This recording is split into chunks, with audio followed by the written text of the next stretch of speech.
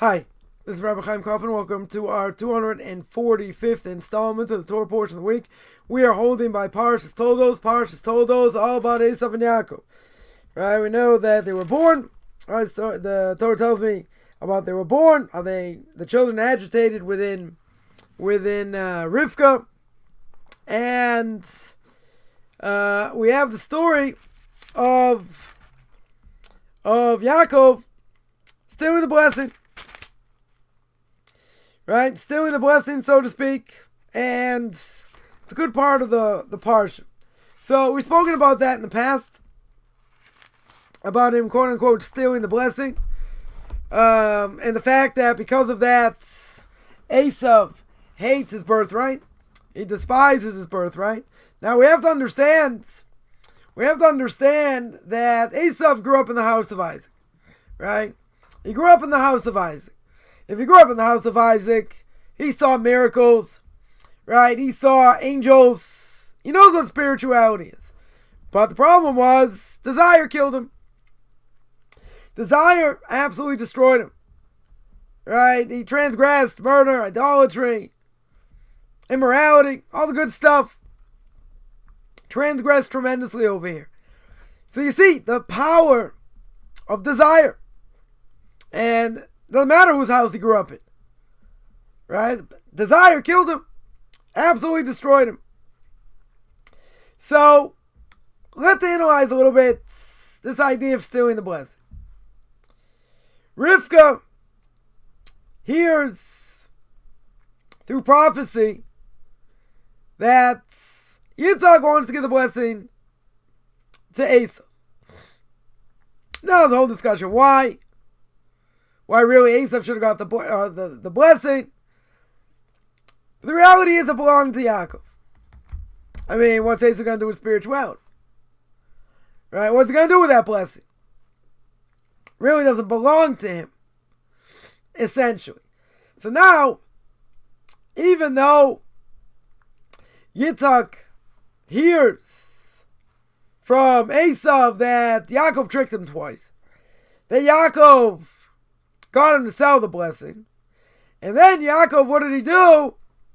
Then he stole the blessing, so to speak, that Yitzhak was going to give Esav. Now we mentioned that for whatever reason, Yitzhak felt that Esav deserved the blessing. The reality is, Rivka knew better. In this case, Rivka knew better. Just like when Sarah throws out Yishmael, Avram's very upset. God says, listen to Sarah. She knows. She knows, listen to her. Rivka here also knows. So she dresses him up, the whole thing. Now, the bracha itself, the blessing itself, if we understand a Russian evil person has something it doesn't deserve. Right? Essentially doesn't deserve. No matter why he has it or whatever the case is. He doesn't deserve it. If he doesn't deserve it, then we have a right to take it from him. 100%. Doesn't belong to them. I could go and do something underhanded in order to get it. Because if someone's evil, technically, we could do everything in our power. Take away the parnasa. Take away their livelihood. Because of what they're doing. Again, technical issue. Right? Wouldn't be able to do it today. You go to jail if you get caught. But the fact they're doing such terrible things against God gives us the right to stop them. Do whatever it takes. You know, if an evil person had a Sefer Torah,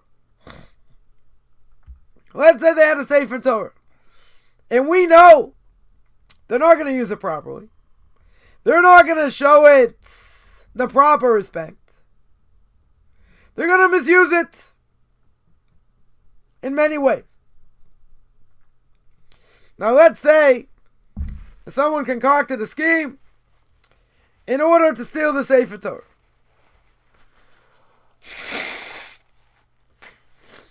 Let's say that would be the case.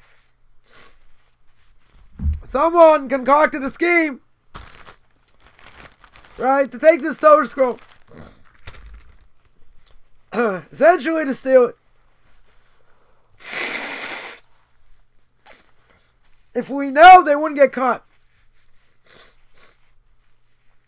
let's say we would know 100% we're not going to get caught. Then the question is, would it be permissible? So really, it should be forbidden. Right, for obvious reasons. You know, breaker and entering, stealing. Really, it should be forbidden. But why over here would it be okay? Again, it's not going to be so popular. We're not going to be politically correct. I can do whatever it takes to get it out of the possession. I can lie, steal it, whatever the case is. Why? Because they're using the Sefer Torah. They're going to abuse it. They don't deserve it to have in their possession. It's something so holy that the way they're going to use it is the desecration of God's name. So why don't we nip it in the bud? So why don't over here we take it? Get someone else to take it, whatever the case is. Go visit with a proper kosher Sefer Torah. Right? That'd be the whole question. Right? Let's say I was a scribe, and the conservative reform synagogue comes to me, and it says, we want you to check the Sefer Torah, we want you to fix it. Is there any problems? Would you be allowed to do it? Now some may say, well, if they're going to read from it, maybe it'll have an effect on them. Maybe. Maybe it'll have a positive effect. But the reality is it probably won't. Because they have an agenda. Their view of Judaism is skewed. Totally skewed. Now, if that would be the case, and someone would come to me, or any Orthodox scribe, it should be forbidden. Not allowed to fix it. You say someone else will do it, they'll go somewhere else. Let them go somewhere else. Why is that my responsibility? They come to me. They're not going to use it properly. If they're not going to use it properly, why should I fix it? I'm fixing it for them to use it improperly. Doesn't make a whole lot of sense. Give another example. Says Moiver Rebbe, Harav Agon Moshe Stern Shlita should be well. He brings down one of his responsive Jews and Huggers.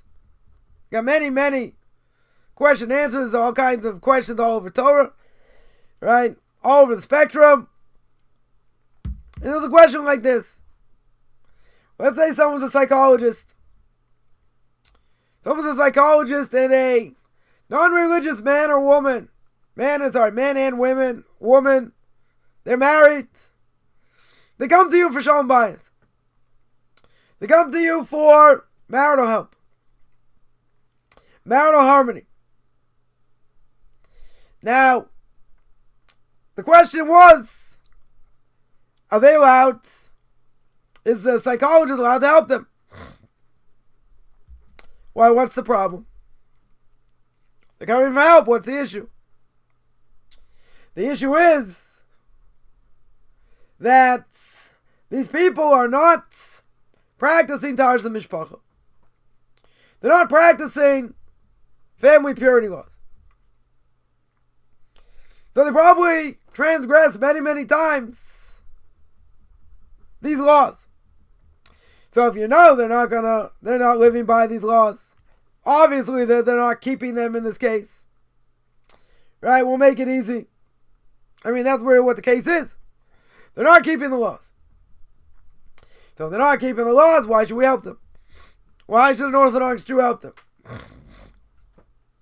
Because if they help them fix up their marriage, they're still not going to hold by these laws. Totally not going to hold by these laws. Right? Somebody gets married in general. Is it permissible, just on this topic, is it permissible to put non-kosher witnesses on the ketubah? Why? Maybe they'll have an extramarital affair. Woman will get pregnant and be a mamzer. Problem with mamzer. So if there's really no kedushin, there are no proper witnesses, then since you don't have a quote-unquote real marriage, there's not a problem with mamzers. So here in Israel, the Rabbanut does that many times. Even, one of the requirements is a woman take Kala classes. Right? She learns about the laws of Nida. Whether she'll hold by it or not, probably not, but, that's one of the things they have to do. Now, if there's a good chance they're not going to practice these laws, then it's better to have non-kosher witnesses. So then you don't have any issues. 100% you don't have any issues. Now throw out another question. What would happen? Someone came to my Rebbe with the following question. He's religious, sister's not. So his sister says, she gets married, she and her husband are going to have an open marriage. Meaning they're going to be able to be with other people. So it could be a question of mamzerim. Over here. So the question was, is he allowed to put non-kosher witnesses on the kesubah? The Rebbe said only if you know for sure. If you know 100% this is the case, then you're allowed to do it. Now, why do I mention these cases? I mention them for the following reason. Two people that are married, two Jews, man and a woman, they don't keep very many mitzvahs, certainly not the mitzvah, not the laws of Taras Mishpacha, the laws of family purity laws. If they don't keep them, now we have a problem. We have a problem if there were kosher witnesses.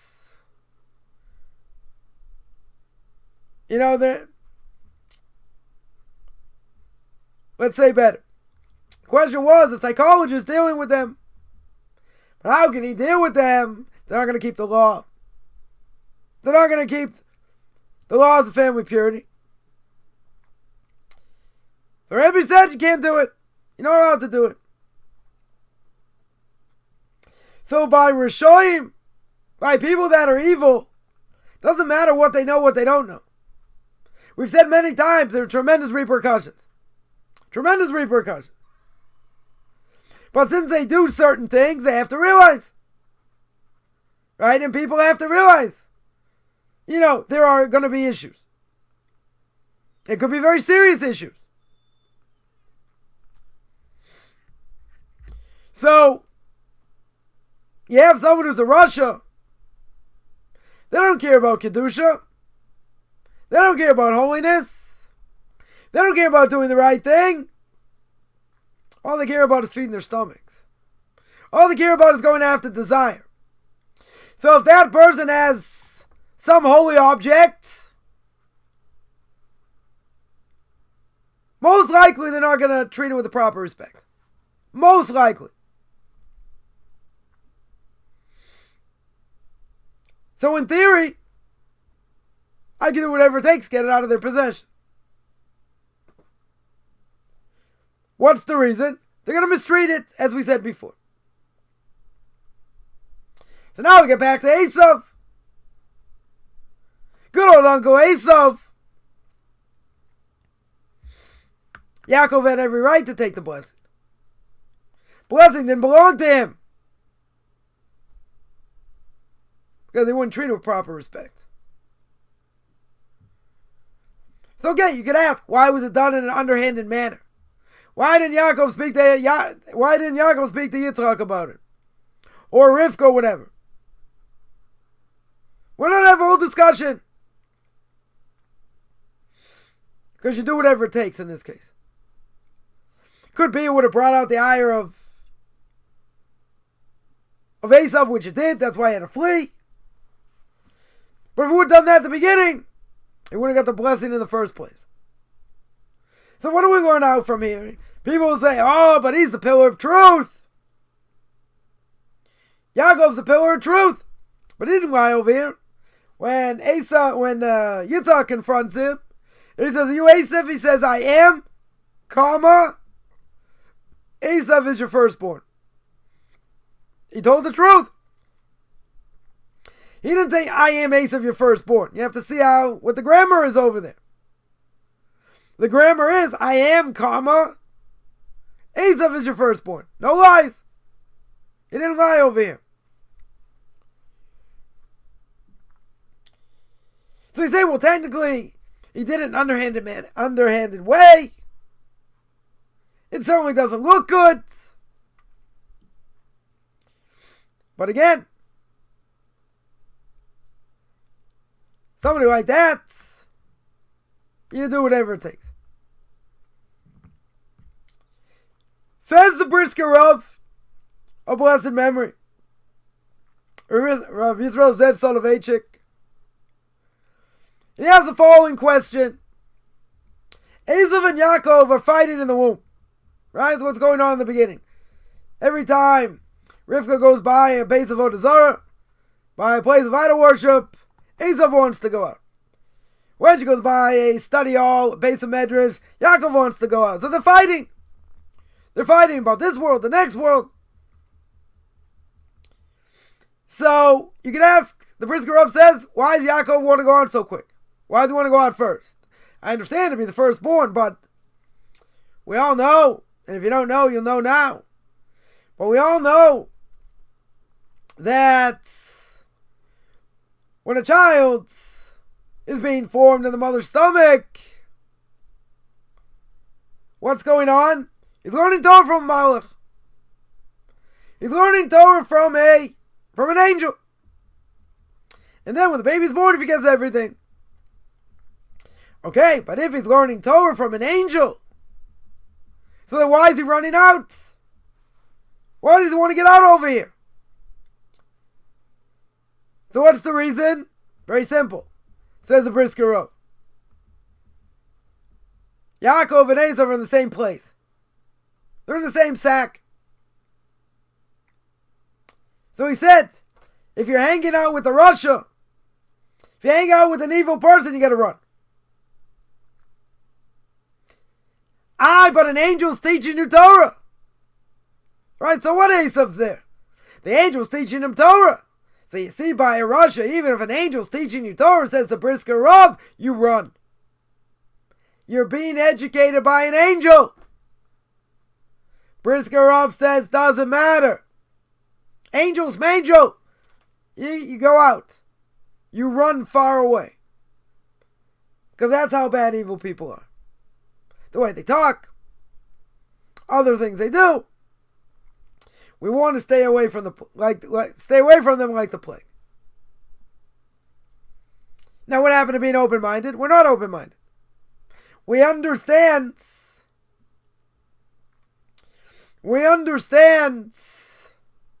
that hanging around them, it's like poison. And if you know it's poison, you stay away from it. Now sometimes you can't. You gotta be careful. Sometimes you're in situations you just can't get away. But you want to make sure at all times we're guarding ourselves against their bad thoughts. Against whatever they do. Because we have to stay in the straight and narrow path. We have to work hard to do that. Even if you were learning Torah with Moshe Rabbeinu himself. And right next to Moshe Rabbeinu was someone who's evil, you wouldn't learn Torah with him. Because of the stench next to him. because of the negative influence. People may say, come on, that's square. That's really being closed-minded over here. What, everyone has to be like you? We want to speak to people, hang out with people that are going to help us grow. If you hang around with the dregs of society, you become the dregs with them. They'll have a lot more influence over you than you will of them.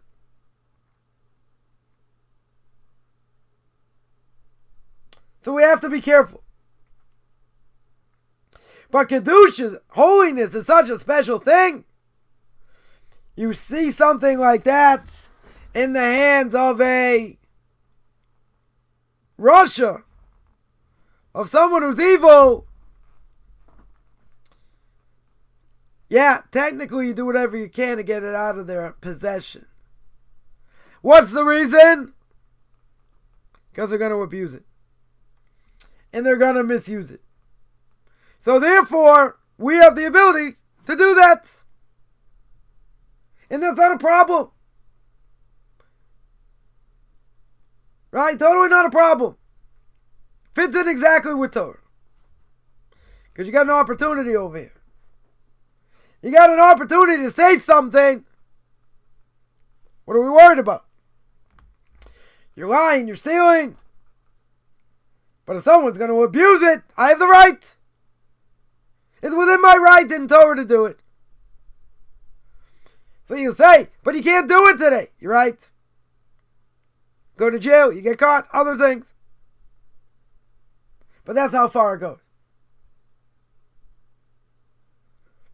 Right? We gotta take out evil. Evil has to be destroyed. Doesn't mean we kill evil people. Right? We're not saying that. But we have to stay away from them and make sure they don't influence us. So I want to remind everyone, I give a class on duties of the heart, gate to self-accounting, every Tuesday, 9 o'clock Eastern Time. I have class in the book of Leviticus, chapter 15, every Sunday, 9 o'clock Eastern Time, 4 o'clock Israel Time. I have 2 Q&As every Tuesday and Thursday, 10 o'clock Eastern Time, 5 o'clock Israel Time.